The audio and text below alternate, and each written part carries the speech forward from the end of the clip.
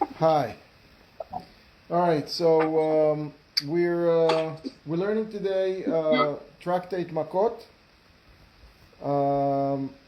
and let me just make sure that we all can hear each other. Okay. Tractate Makkot, and we are on page 2b.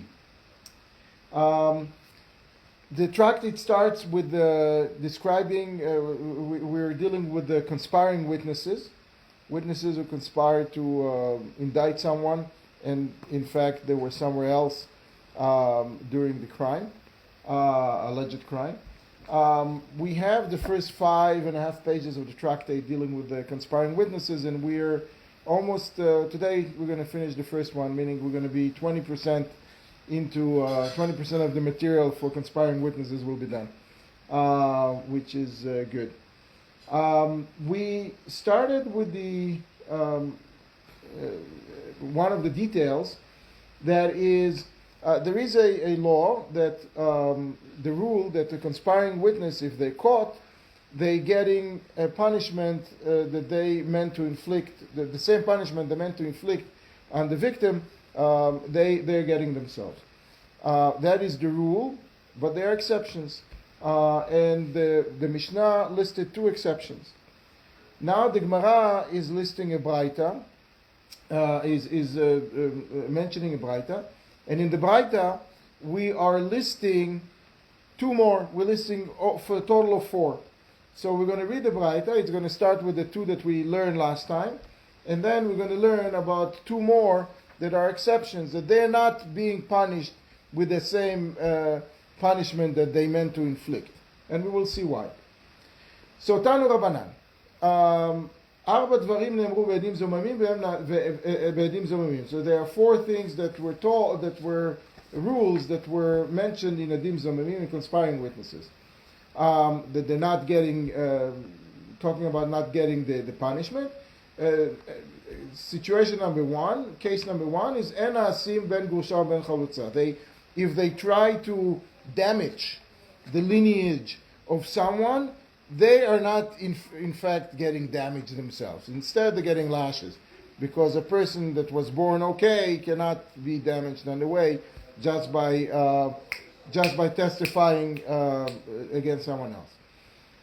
Case number 2, ven golim le'arei miklat, that if they try to indict someone for the inadvertent murder of someone, not b'mezid, just not someone killed someone they didn't mean to.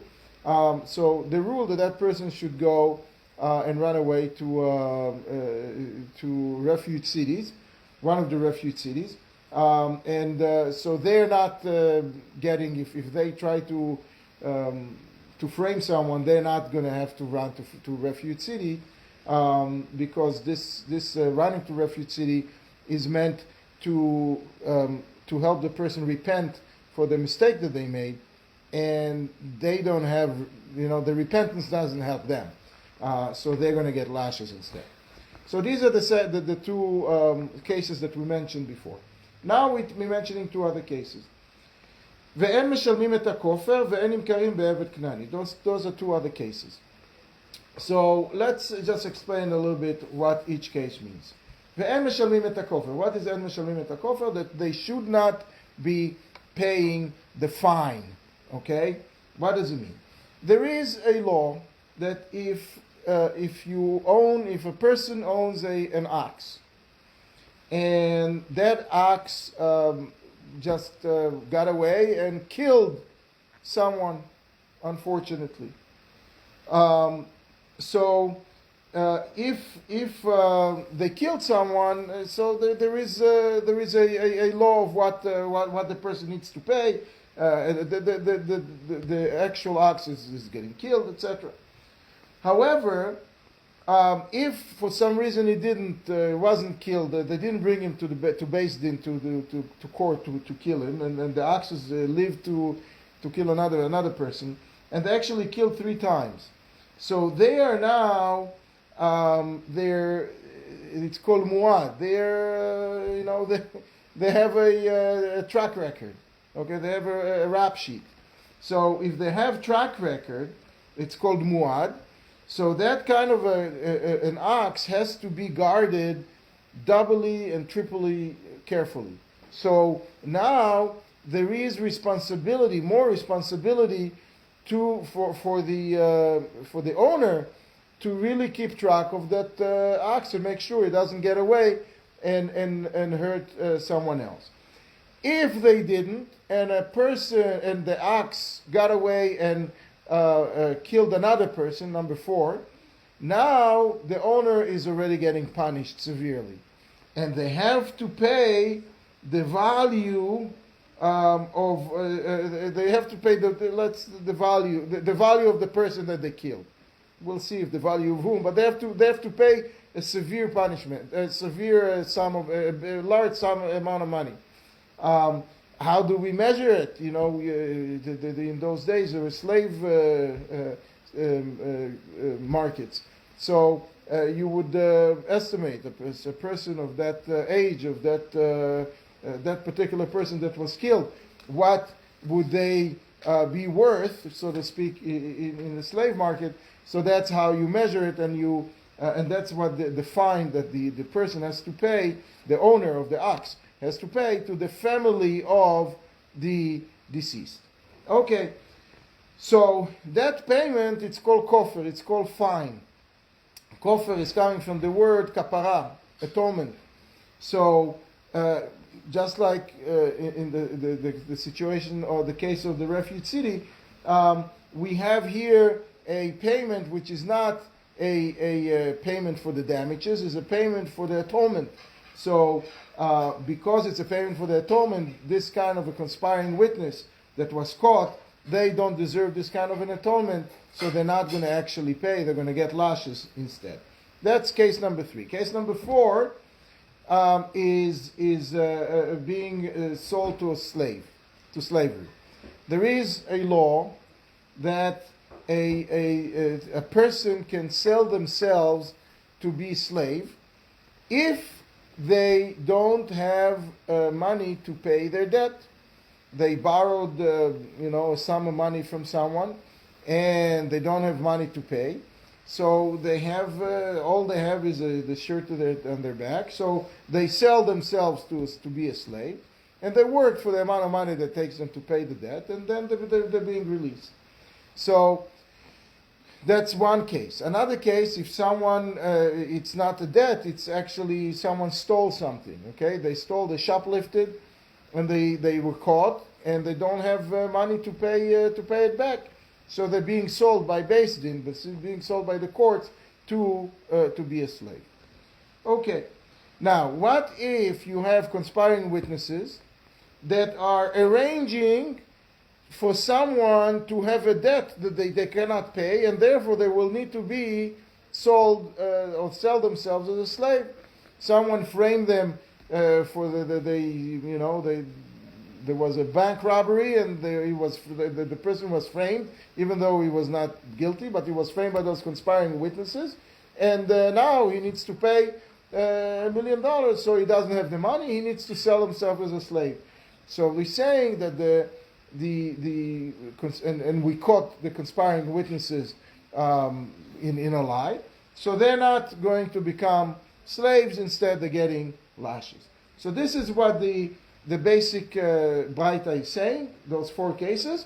We're going to say one more section, and then we're going to try to take it apart and understand what is the root, what is the source, where do we know that it's so, that those rules apply. The last part of the Braita is, Mishum Rabbi Akiva Amru.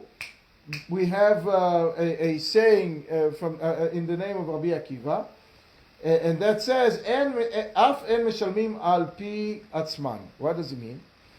If someone courts in those days were not in many times in secure locations. They were in the city plaza. Okay, so you would have a section in the city plaza. It was a place that everybody was passing by. And there was the corner where the Beis Din was sitting. Nowadays they're actually finding, in archaeological digs, they're finding the area, the room where you had the court, the judges sitting and hearing the cases right inside of the gate, the city gates. So you have the city gates, and right there you had a little room, several rooms that you had the court sitting, and you had benches around. It looked like that kind of a setup. Anyway, they're finding it now. So what happens is that they're sitting in a case, and you have witnesses coming.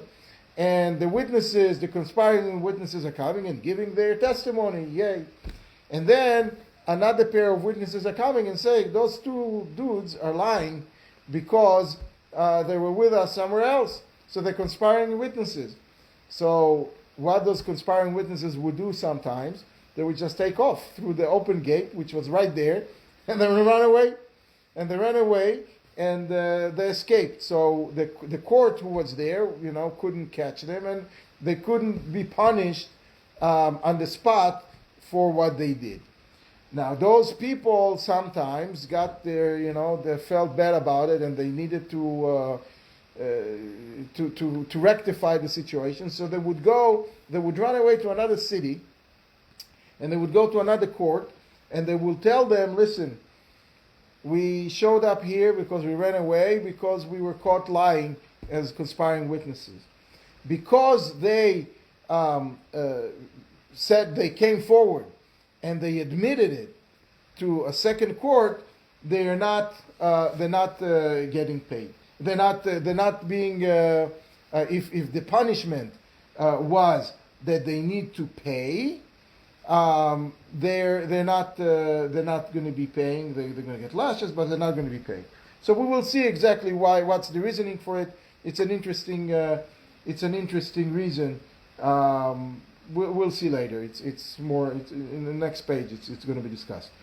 Anyway, so so we were talking about 4 cases. Let's see how do we know that those 4 cases are indeed an exception to the rule, and those conspiring witnesses in those 4 cases don't get the punishment that they meant to inflict.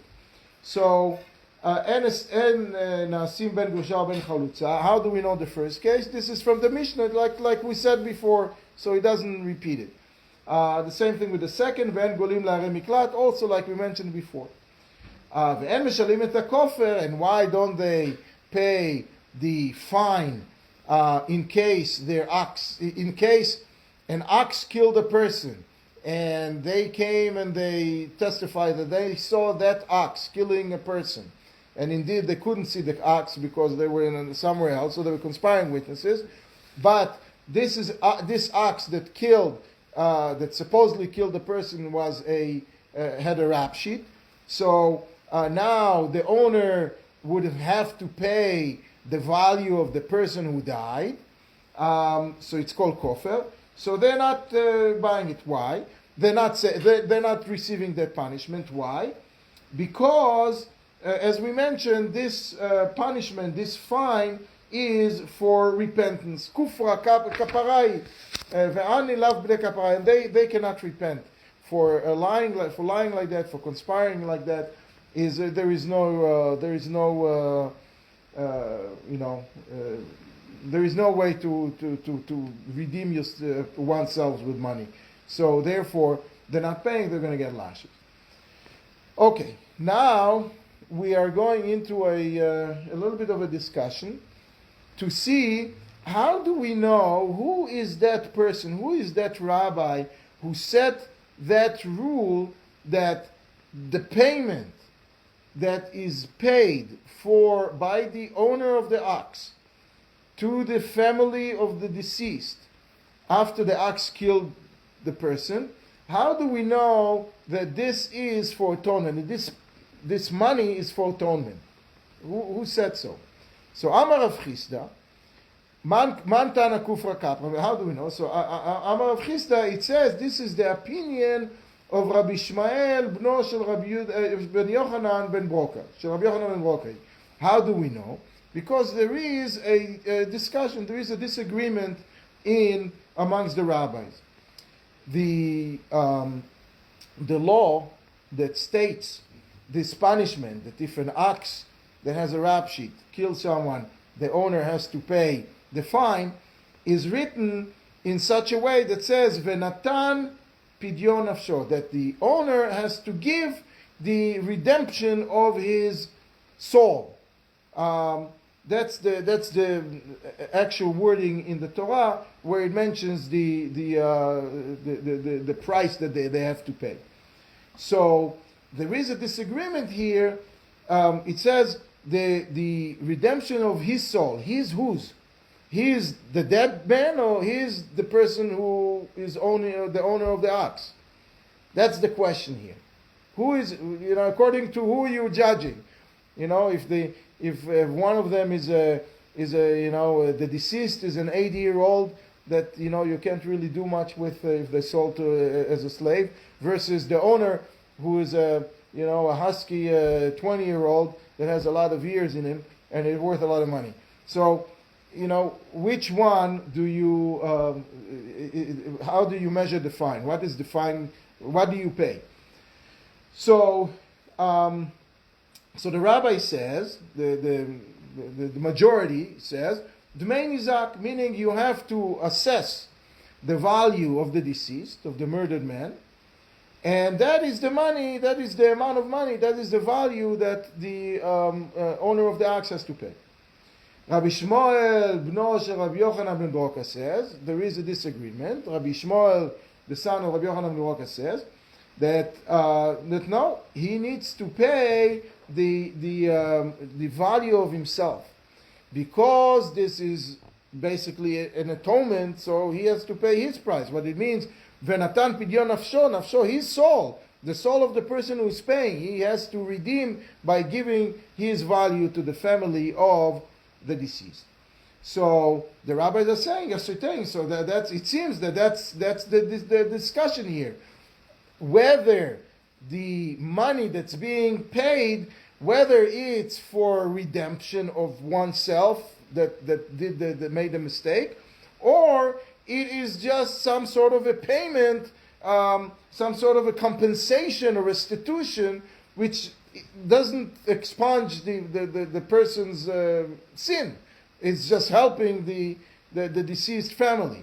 So depending on who you are assessing, if you are assessing the deceased, that means that it's you have to pay restitution, because it's nothing to do with forgiving the person, the owner of the ox. So that's why you're evaluating the value of the dead deceased person, and that's what you're giving his family. But the other rabbi, the other opinion is that it is for to redeem oneself, for kapara, for not for the liable for the damage, but rather for the atonement. So therefore, you have to assess the value of the person who's being atoned, the owner of the ox. So that's what we're trying. Yeah, go ahead. May I ask you, what is this price we're talking about? Is it like some marketplace price? Yes.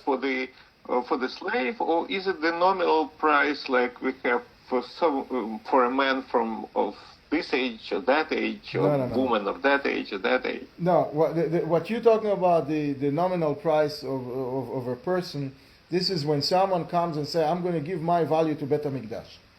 I'm donating my value to Shul, to Beit HaMikdash. In that case, there is a set amount of money. A person under 30, from 30 to 50, from 50 to and above, that's one thing. But here, we're talking about assessing the value of the person in the marketplace. Okay. Which basically, in today's terms, is it's some sort of underwriting of an insurance. They have that kind of a formula, what a person can make for the rest.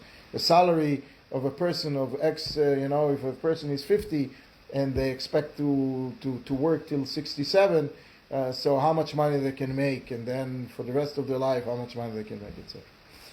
Okay, thank you. Yeah. All right. So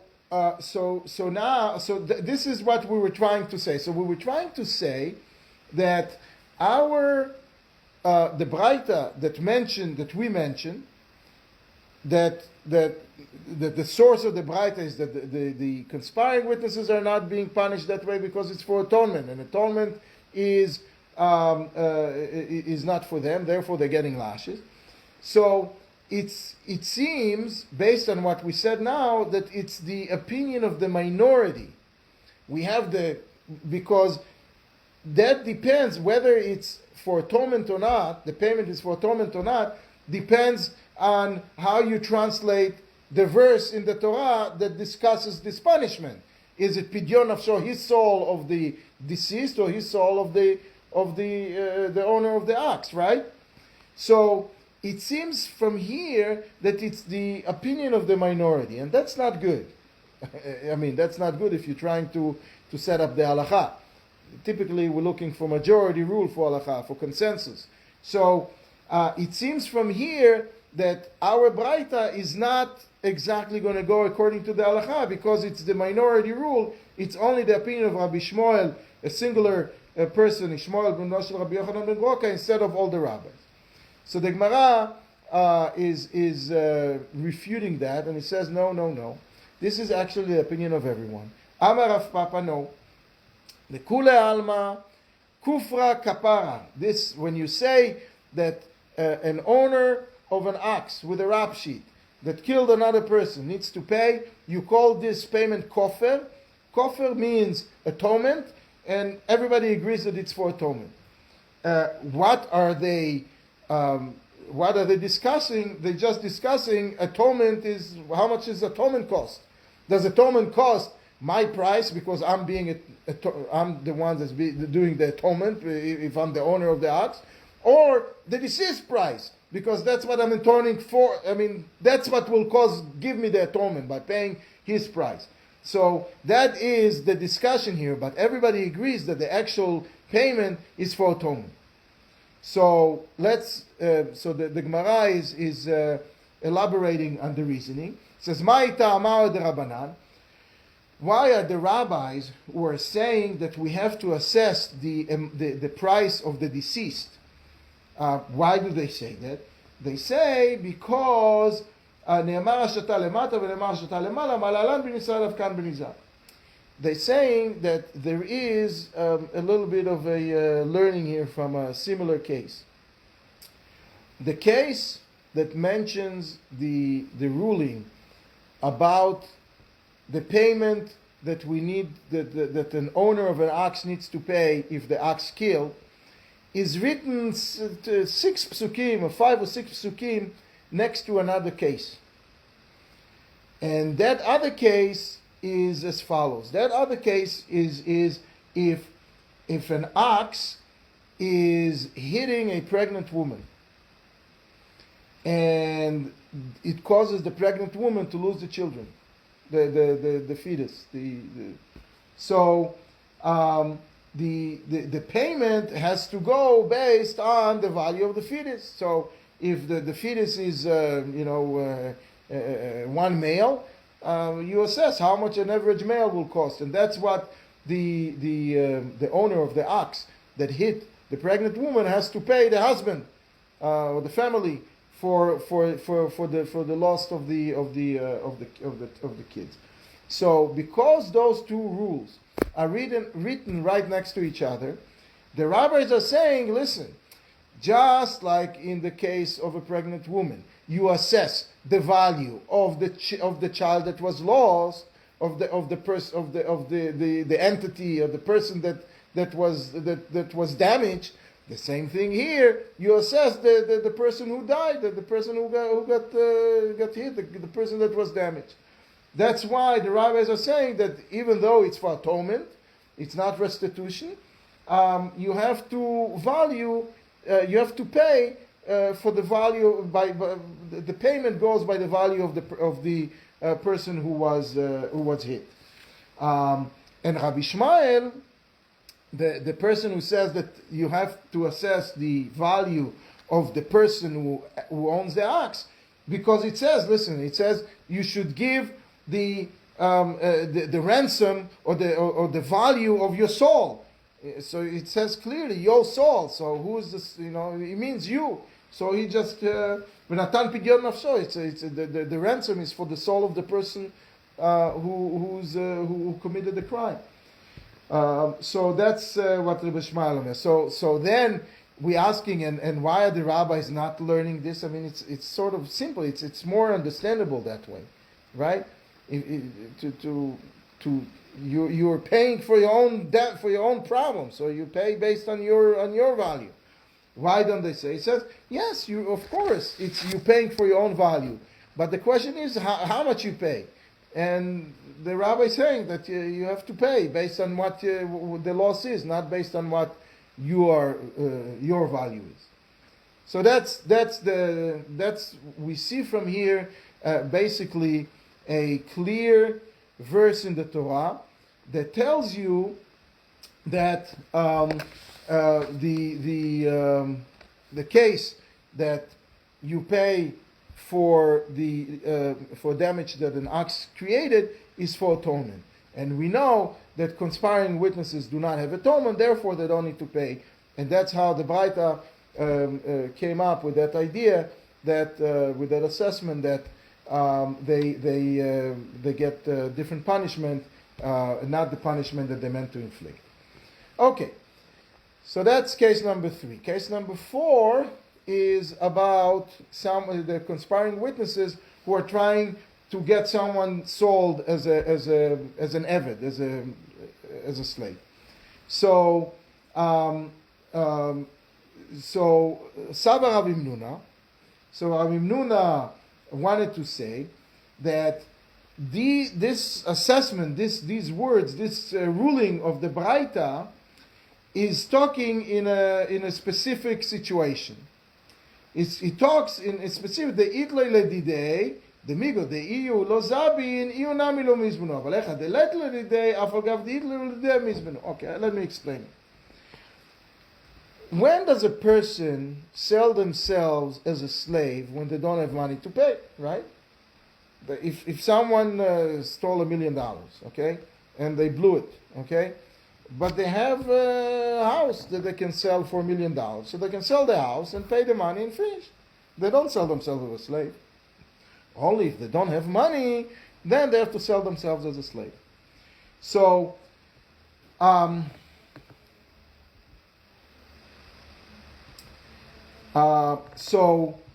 So Rabbi Nuna wants to say is, when are we saying that the conspiring witnesses are not going to be sold as slaves in a case that the person that they try to frame has enough money to pay?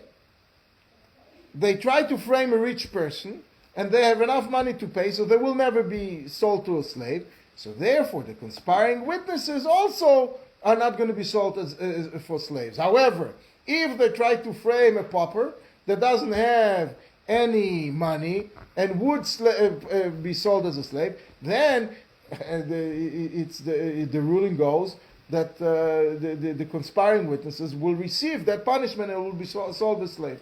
This is what Rabbi Nuna is attempting to say. Okay? So now the Gemara is trying to figure out if it's so or not. Maybe we have to change it a little bit. So Amar le Abaye, Velemu le Ianat Avele mi Ava Mizbanat Ananabilo Mizbanan. So the witnesses, the conspiring witnesses that you going to come to sell because they try to frame someone who doesn't have money, they can say, listen, why are you selling us? If this person would have money, they wouldn't have been sold. Okay? Now we have money. We have money. The conspiring witnesses happen to have a nice bank account, so we'll pay you. We should not be sold. So because of that kind of a claim, which is logical, the Gemara is fixing the qualification of what Rabbi Nuna says. And they say, Ela Sava Rabbi Nuna lemeima. Rabbi Nuna is actually saying that something differently. What did he say? That the Braita that says that someone who tried to frame, conspiring witnesses who tried to frame someone to be sold as a slave, they are not, and they were caught. They are not being sold as slaves if they have, or the person that tried to frame have money. If they have money to redeem themselves, or the victim would have money to redeem himself, the one that is about to be framed, then they are not going to be sold as slaves. However, if they don't have it, and the person doesn't have it, they both don't have it, then they actually has to be sold as slaves. You know, if the person they tried to frame doesn't have money and he would have been sold, and they don't have money and they cannot redeem themselves, so it will be slave. Anyway, in any event, the Gemara is rejecting the statement of Rav Himnuna for a different reason. Amar leRabai Rava v'nimkar b'gnevato, Amar Achmana b'gnevato v'lo b'zmamo. There is a statement in the Gemara, in the Torah. The statement in the Torah that describes the whole idea of the whole case of a person selling themselves because they don't have money to pay what they stole. Okay? It says clearly that if someone steals and they don't have money, v'nimkar v'gnevato, you sell him for his theft, for his own theft. That's what you're selling him for. And it says clearly for his own theft. Those are the words, b'gnevato. That means that you sell someone if they actually stole, not if they conspired and they just testify something. So that's why it's an exception, and the conspiring witnesses are not getting that punishment, because that punishment is very, very personal. If somebody actually stole, and they don't have money to pay, then they're being sold. But the conspiring witnesses who were trying to frame someone actually didn't steal, they are not getting that kind of a punishment because they did not actually steal. So that is the justification for the four situations in the Braita, the four cases in the Braita. Now, the last section of the Braita is extremely interesting. And we were talking about someone who's, running away, right?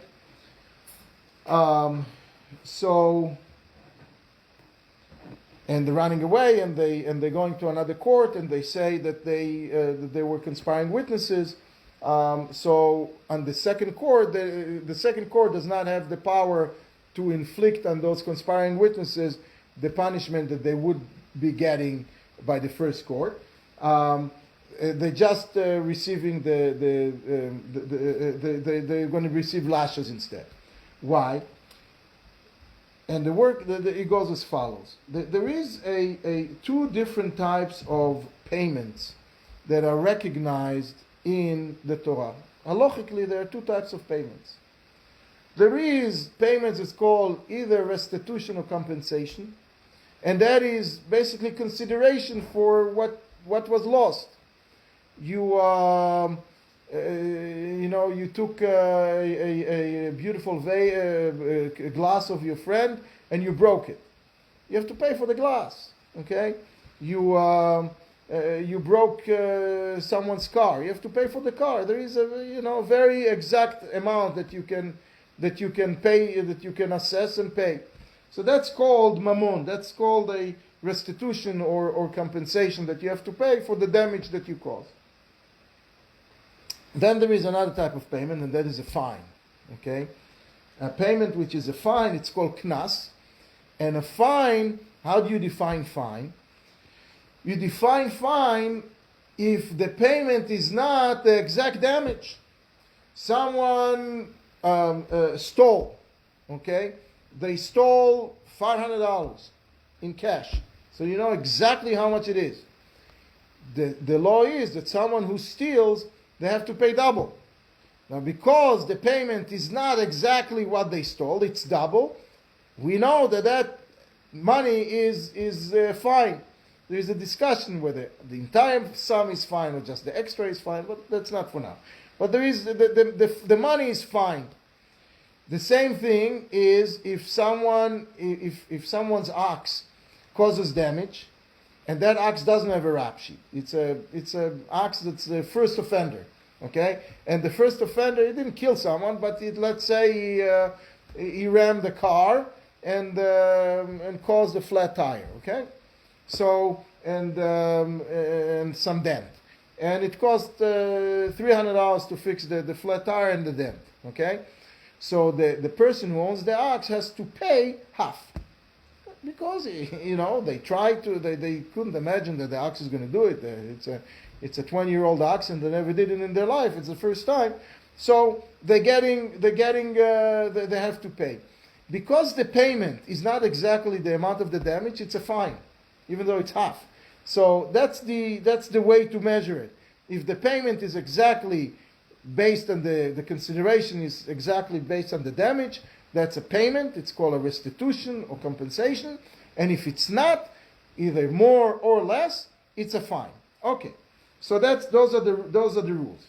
So my Tama de Akiva. So why does Rabbi Akiva says that a person that admitted in another court that they were conspiring a witness, they are not getting the punishment. They're not going to pay the punishment as a punishment. Why? Because there is a rule that a person is not paying a fine based on their admission. A person, it's like the Fifth Amendment, I guess. A person cannot incriminate themselves in that way, according to Jewish law. So a person who admits to something that they did, they don't pay a fine. So what does it mean? If you broke something by mistake. You bumped into your friend's car and you ruined the car, and you knock on the door and say, "Listen, I'm sorry, I just bumped into your car. I want to pay them." That's okay. The person, based on their admission, they can pay the damage because that's called restitution. That's compensation for the damage.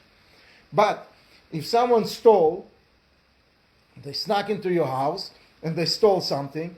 And then the next day they come and say to the court, "Listen, I stole from so-and-so $500.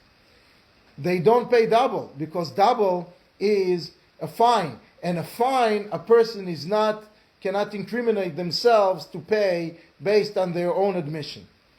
A fine they can pay only if there are witnesses that say, "Hey, we saw this guy stealing," then they pay the fine. But based on their own admission, they don't pay a fine. So when someone comes, a conspiring witness, come and say that they did this terrible thing and they were conspiring and trying to frame someone, the payment that they're getting is not restitution, because the guy that they tried to convince didn't pay anything, right? We caught them before the court, before the person paid. So there is no restitution here. There is no compensation here. What do we have? Why are we inflicting this? Why are we giving this punishment or this payment, assessing this payment on the conspiring witnesses? That's because of a knas, because of a fine, not because of restitution. So therefore, because they are the one that admitted, they are not paying for it, because it's a fine, and a person is not incriminating themselves and not obligating themselves to pay a fine. Okay, so let's just read it inside. Amar Rabba, Teida, שהרי לא עשו מעשה ונהרגים ומשלמים. So you should know that's because, they didn't do anything. How do we know that it's a fine? Because they didn't do anything. They just, the person was not killed, the person was not fined, the person didn't pay anything. So we know for sure that there was no loss of consideration. So that is the sign that it's a fine. And Amar Rav Nachman, Teida שהרי ממון ביד מעלים ומשלמים. And Rav Nachman is saying that the reason is because the victim that was framed kept the money. So therefore, if they kept the money, and the conspiring witnesses are paying, that means that there was no damage here, and therefore it's considered a fine.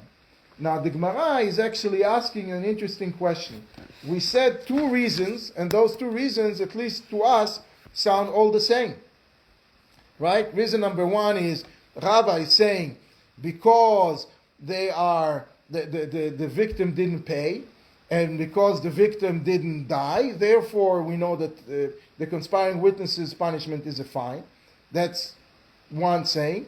And another saying by Rav Nachman, which is very similar, sounds very similar, that the money still wasn't lost by the owners. You know, whoever had the money didn't pay it. Therefore, we know that the conspiring witnesses are paying a fine and not consideration. So it sounds the same exact thing, right? So the reason, so the Gemara is saying it's all the same. So the Gemara is saying, yes, you're right. They're basically saying the same thing. It's just that we're missing one word. It says v'chen amar, and so and also Rab Nachman say so. Now this is a very strange construction here. Well, why are we saying it? So I did a little bit of research, and this is the story here. Rabbah was born in the year 270. 270. Right, to Common Era, and passed away in the year 310. He lived for 40 years. He was one of the greats of Bavel of the time. That's why it's called Rabbah. Rabbah means big. He was one of the leaders of the Jewish people. Rav Nachman was born in the year 230. Meaning 40 years before that, before Rabbah, he was born, and he lived 10 years after Rabbah died. He lived for 90 years, so 50 years more. So he was an older person. He was a leader of the competing yeshiva at the same time. So when he said something, it's very common in Bavel that those two yeshivas were in disagreement, or the rabbis of those two yeshivas were in disagreement. It appears in probably thousands of places in the Gemara. So therefore, it's important to know here that, so what is the disagreement? So the Gemara is ascertaining that actually there is no disagreement. It's everybody agrees, which is great. So we know for sure that this is the real reason, because there is no disagreement. So that's the reason why we were sort of going this round trip and trying to figure out who said what. So that's where we are. Okay. All right. Next.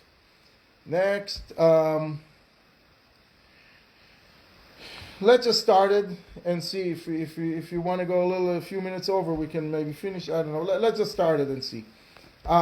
There is another ruling, another discussion about conspiring witnesses. And that is how much they're paying, okay? So let's say they try to frame someone, and that someone would have to pay $100 because of their testimony.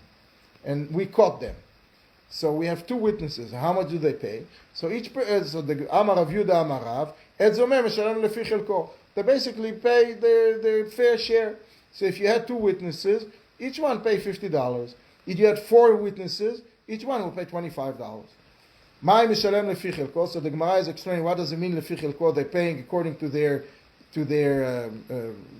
portion. So ile madai mishalem page vayim mishalem pagna tanina mishalshim v'onu mishalshim makot. אלא כגון דיזם חד מנהל, לשלם פלגה דידי, ומי משלם תניה, okay, משלם פלגה דידי. So, he says, what are you telling me here? You're telling me here that they're paying their, appropriate portion based on their guilt. So if you had two witnesses, each one will pay half. We said it already somewhere else. We said it in a different Mishnah.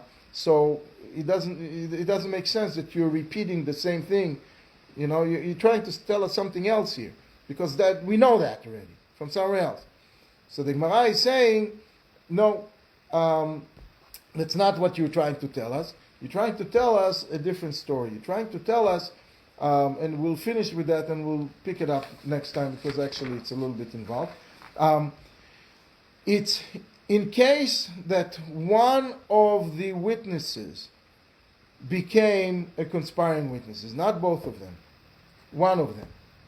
For example, two witnesses are coming and saying, we saw so-and-so steal on Tuesday afternoon, 10 Main Street. And then two other witnesses are coming and saying, one of the witnesses, of those witnesses was with us somewhere else. So he is a conspired witness. The other one we don't know.